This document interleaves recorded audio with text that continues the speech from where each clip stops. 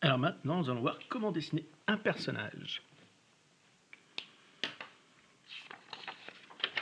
Alors, dessiner un personnage, là je vais changer de crayon. Donc, la bande dessinée, enfin le dessin, c'est de la géométrie. Bienvenue pendant les vacances. Nous allons donc réviser un petit peu la géométrie. C'est-à-dire qu'on part toujours de formes simples. C'est ce qu'on explique. Donc par exemple, si je prends un personnage simple, ma tête part sur un rond. Hop, un deuxième rond, trois ronds. Mettons, voilà, je fais quelques ronds. S'ils sont pas tout à fait ronds, c'est pas grave du tout. On aurait pu prendre un carré, on aurait pu prendre n'importe quelle autre forme.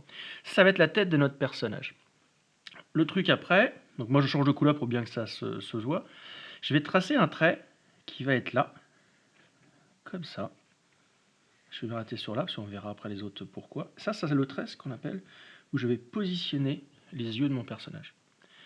Ensuite, comme mon personnage dans le premier va être ce qu'on appelle de face, hop, et ben je trace un trait en plein milieu de la tête de mon personnage, qu'on appelle un axe de symétrie. Et à partir de là, je vais pouvoir positionner sur le trait des yeux, je mets les yeux, donc après on peut s'amuser à mettre plein de formes, il y a plein de formes de d'œil, voilà, on peut changer ce qu'on veut. En dessous les yeux, on a le nez, en dessous le nez, on a la bouche, et ce qui est très important après, sur le trait des yeux, on a les oreilles aussi. Quand on les efface, on voit nos deux oreilles. Et ce qui est important en BD, c'est aussi les expressions des personnages. C'est ce qui donne un peu la vie à tout ça. C'est-à-dire que si on n'avait pas, grosso modo, on a les sourcils et la bouche sont les deux éléments pour un peu comprendre comment le personnage se sent. Donc là, hop, je fais des petites parenthèses au-dessus, la bouche en banane. On a notre personnage de face qui est plutôt content. Le deuxième, on va faire ce qu'on appelle de 3/4. Donc là, mon personnage, il va regarder dans la direction comme ça. Donc là, je fais un trait en demi-lune. Et à côté, il est de 3/4 aussi, mais il va regarder dans l'autre direction, c'est-à-dire là, et lui ici. Même punition que tout à l'heure. Sur le trait des yeux, on met les yeux. Alors qu'on regarde bien que là, il y a une petite différence. C'est que cet œil-là, il est un tout petit peu plus petit, parce qu'il a tourné la tête, et donc en tournant la tête, on crée un petit effet de perspective. Sur le trait des yeux, on avait dit qu'on avait les oreilles, c'est important, tac. Donc là, quand on est de 3/4, on voit qu'une oreille, parce que l'autre, comme on a tourné un petit peu la tête, elle est cachée. En dessous le nez, et là, la bouche. Et donc là, je peux lui faire une bouche où il n'est pas content, avec les sourcils, où il n'est pas content.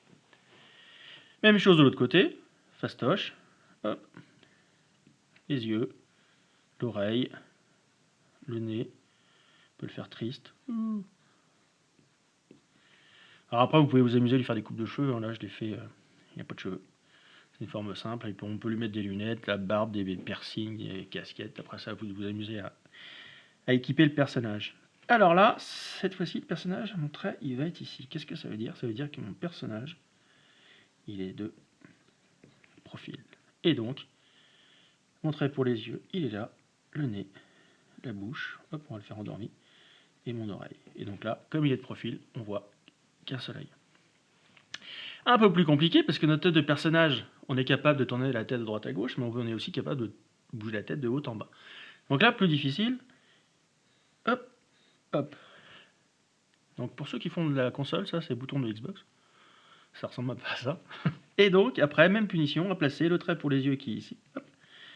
Je place mon œil, mon deuxième, mon nez, ma bouche et mon oreille. Et là, on voit qu'il regarde vers le haut. C'est aussi simple. Même chose pour regarder vers le bas. Hop, on voit qu'il va regarder par ici.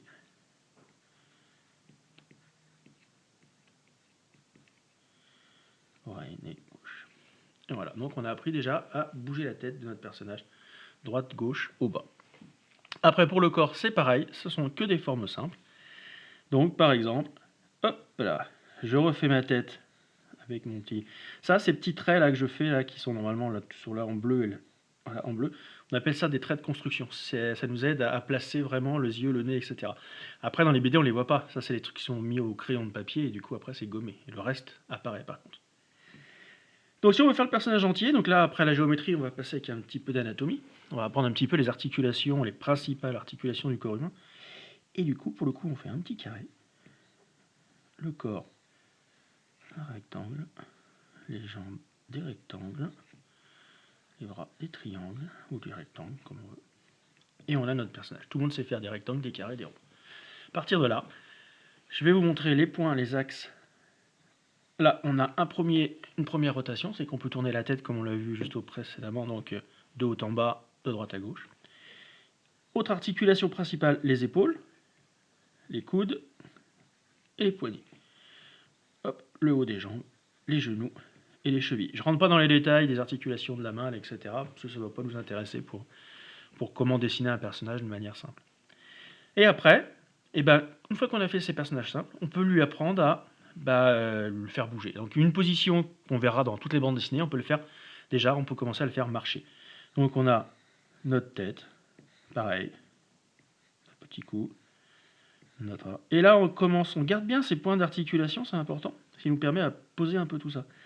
Donc là, hop, le genou ça plie, le genou ça plie, le coude il plie, hop, et hop. N'oublie pas de faire un trait pour le sol, important. Et donc là, on voit que notre personnage, il marche. On va le faire courir, puis après, vous pourrez vous amuser à le faire dans plein d'autres positions. Hop, on le fait courir. Donc il y a plein de manières de courir. Là, on va le faire courir comme s'il y avait un chien qui voulait lui mordre les fesses. Ce qui nous oblige à incliner notre rectangle qui est le buste. On n'est plus sur un truc comme ça. Hop, on refait nos articulations. Et là,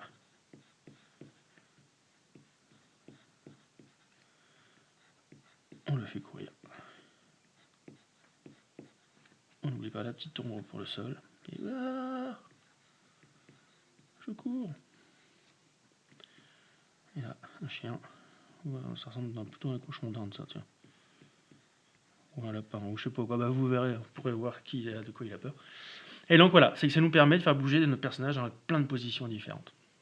Donc ça, c'était le petit jeu, du coup, de comment dessiner un personnage.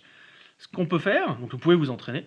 Ce qu'on va faire maintenant, je vais vous lancer un petit jeu, et on va le faire, essayer de le faire ensemble. Donc vous pouvez prendre donc une feuille blanche. Alors attention, cette fois-ci, on prend un crayon, un feutre noir, parce que dans le petit jeu, ce feutre noir, on n'aura pas le droit de gommer. On doit faire le dessin en une seule fois. Donc, il y a des gens qui vont me donner, par exemple, des thématiques de dessin à faire, ou dans votre entourage, ou moi je vous le donne d'entrée de jeu. Par exemple, si on dit, tiens, on doit dessiner un corbeau. Et on y va, on essaye de dessiner un corbeau, donc on peut y aller ensemble, on va essayer, si vous êtes prêts avec votre feuille et votre crayon, on y va.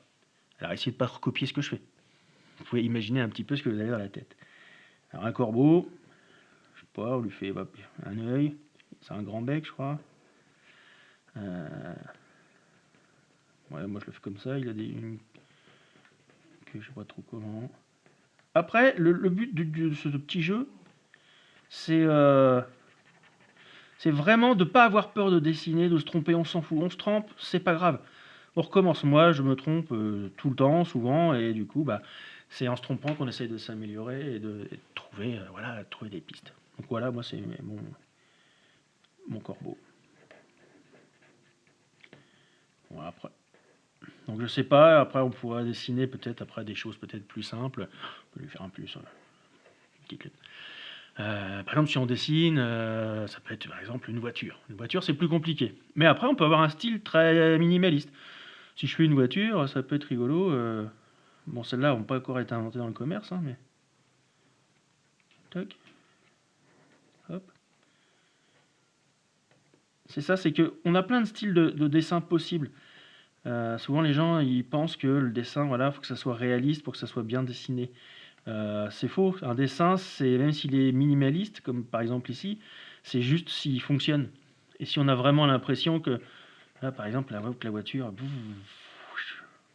elle va vite, voilà, par exemple, puis il y a un bonhomme dedans, j'ai l'impression d'aller super vite dans ma super petite voiture. Et voilà, donc voilà, une voiture. Alors on va essayer de se refaire un petit dernier. Je sais pas sur quoi on pourrait partir. On pourrait faire, après on parlait classique, on peut s'amuser à faire un chien, tiens. Alors un chien, après il y a plein de types de chiens, c'est pareil. Donc on imagine le chien qu'on a dans sa tête, quoi, du coup. Donc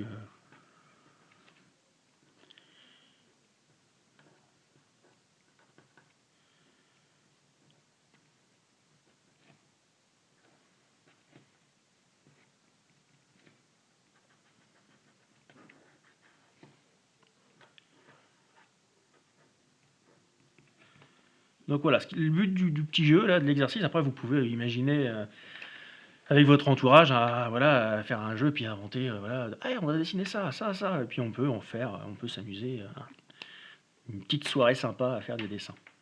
Même si on ne sait pas dessiner, parce que, je le répète, tout le monde sait dessiner. Bon, plus ou moins bien, mais tout le monde sait dessiner. Donc ça, c'était la partie petit jeu. Après, on peut passer aussi à un autre petit jeu que je vous propose. Donc c'est ce qu'on appelle un strip en bande dessinée. Un strip, c'est une petite bande dessinée de 3-4 cases. Et l'idée, voilà, moi je vous propose, donc j'ai dessiné ce petit personnage qui s'appelle Tim, qui est un personnage de BD qui a été édité dans un magazine de bande dessinée qui s'appelle Landfuss Mag et qui a été édité pendant bien 15 ans. Et du coup, voilà, normalement c'est plutôt une sorte de petit zombie qui fait un petit peu n'importe quoi. Et donc là, j'ai inventé une petite histoire, 3 cases. Donc j'ai dessiné la première case où on le voit, le personnage il est là avec son épée, ouais, à l'attaque, à l'attaque. Tout d'un coup, il freine des 2 pieds, il doit se dire mais qu'est-ce qui se passe? Et tout d'un coup, il fuit. Et dans la dernière case, j'ai laissé un espace blanc. C'est à vous d'imaginer pourquoi il a peur et surtout de quoi ou de qui il a peur. Donc je vous laisse imaginer la chute, dessiner la chute. Vous pouvez aussi rajouter des éléments, après peut-être mettre en couleur, ça il n'y a aucun souci. Donc moi je vais essayer de trouver une chute, de savoir de quoi il a peur. Donc ça sera ma version. Et après j'aimerais voir justement vos versions qui peuvent être envoyées ou déposées à la bibliothèque de Neuville-le-Roi. Et après peut-être être exposées pour qu'on puisse regarder un petit peu tous vos chefs-d'œuvre. Alors qu'est-ce que je vais faire? Parce que je ne l'ai pas préparé. Improvisation, comme pour vous. De quoi il peut avoir peur? Changer de crayon. Hop là.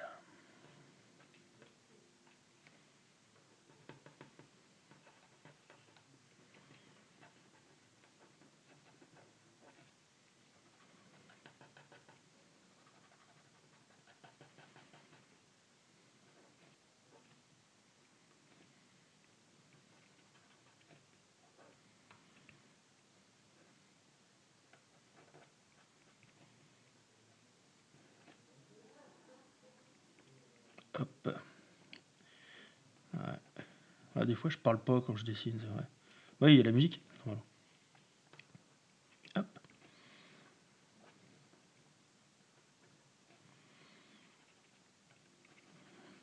Hop là.